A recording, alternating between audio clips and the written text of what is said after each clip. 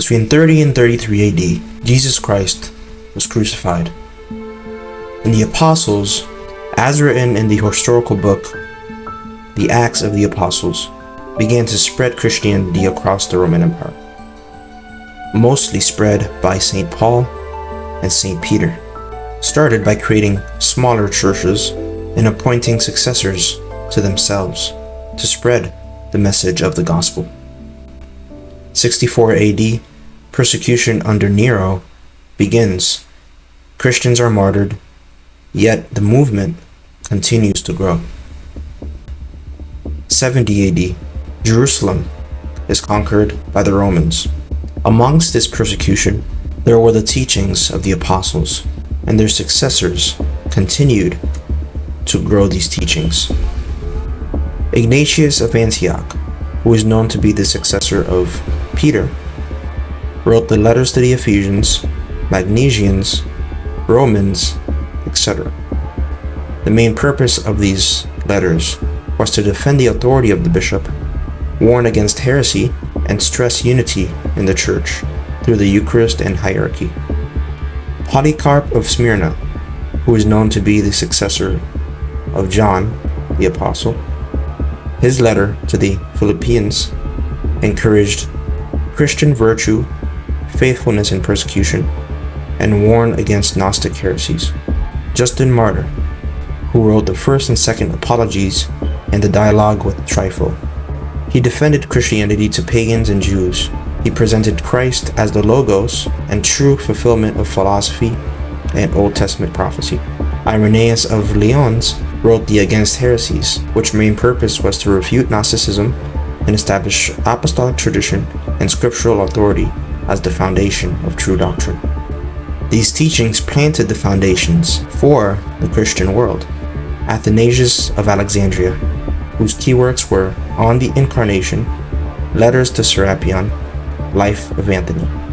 They defended the full divinity of Christ against Arianism and articulated Nicene orthodoxy and the importance of the Incarnation. But amongst these teachings were also heresies, as spoken of beforehand. These heresies comprised of 11 different heresies from the 1st to 3rd century. The first heresy the church had to face were the Judaizers, who taught that Christians must keep the Mosaic law, circumcision, Sabbath, etc., to be saved. St. Paul and St. Peter spoke against this lie in the book of Galatians, Romans, and Acts 15.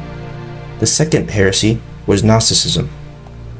It claimed salvation came from secret knowledge and denied the goodness of creation and the full humanity of Christ.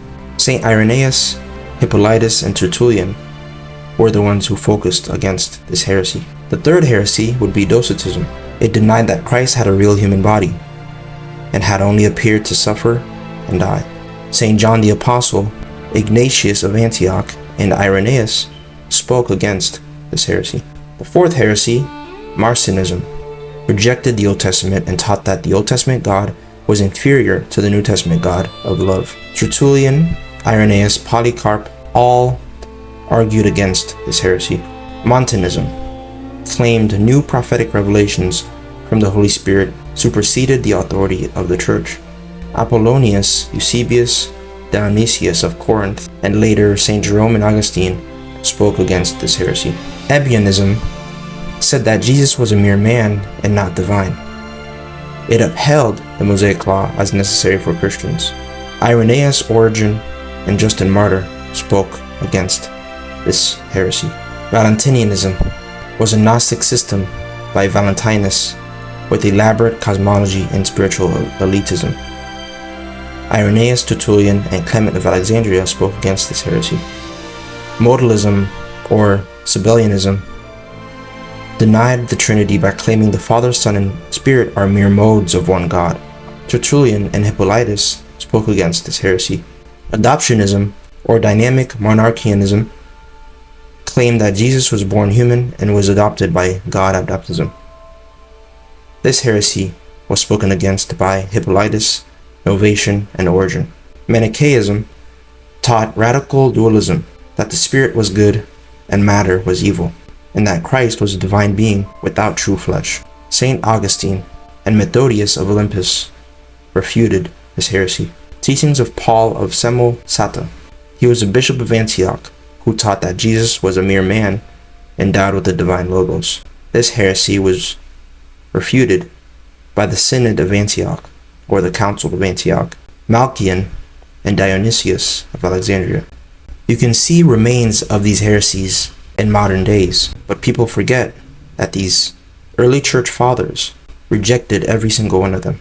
Along 300 years of persecution, the Edict of Milan was finally made in 313 AD by Emperor Constantine, who legalized Christianity in the Roman Empire.